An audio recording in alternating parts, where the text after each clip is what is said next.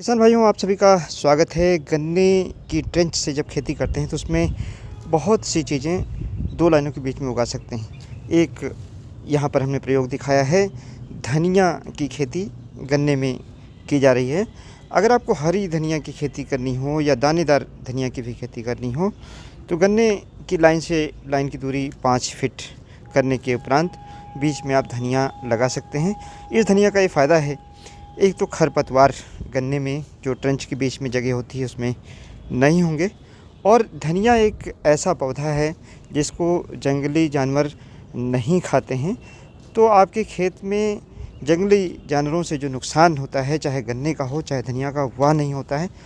इसके साथ साथ में चाहे अर्ली शूट बोरर हो, चाहे टॉप बोरर हो या रूट स्टॉक बोरर हो, यही नहीं, रेड रॉट और बिल्ट जैसी बीमारियां भी गन्ने में कम लगती हैं अगर धनिया की खेती गन्ने के साथ की गई है।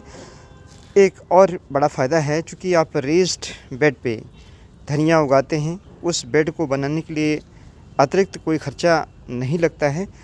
तो ऐसी दशा में धनिया बेहतर उगती है और साथ ही में कोई खरपतवार भी नहीं होता है, मिट्टी भी भुरभुरी बनी रहती है। एक अतिरिक्त उत्पादन किसान भाइयों इस खेती से मिल जाता है। धनिया के अलावा और फसलें जैसे लहसुन हैं, पुदीना है, यानी जिसको हम पिपरमिंट बोलते हैं, इसकी खेती भी अगर गन्ने की दो लाइनों के बीच में करते हैं तो ये ऐसे पौधे हैं जिनका जंगली जानवर नुकसान जल्दी नहीं करते हैं।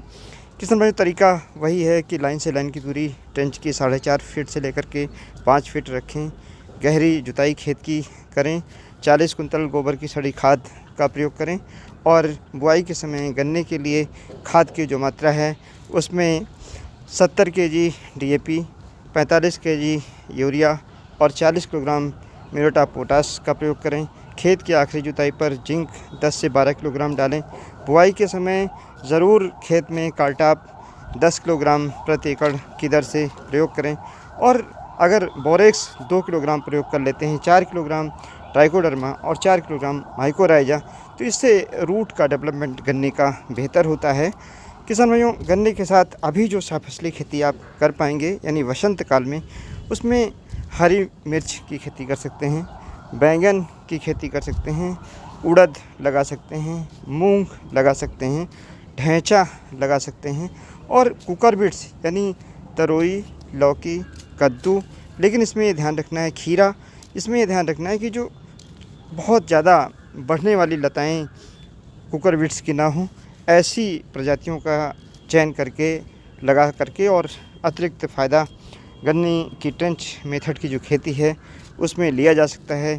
फ़ायदा ये है कि जब गन्ने में आप पानी लगाएंगे तो इन फसलों को पानी मिल जाता है, गोबर की खाद डालेंगे तो इन फसलों के उपयोग में भी आ जाती है, और जो भी आप गन्ने पर स्प्रे करते हैं, चाहे NPK वाटर सॉल्युबल का करते हैं, वह इन फसलों पर भी पड़ता है, वैसे वह ज़मीन पर पड़ता।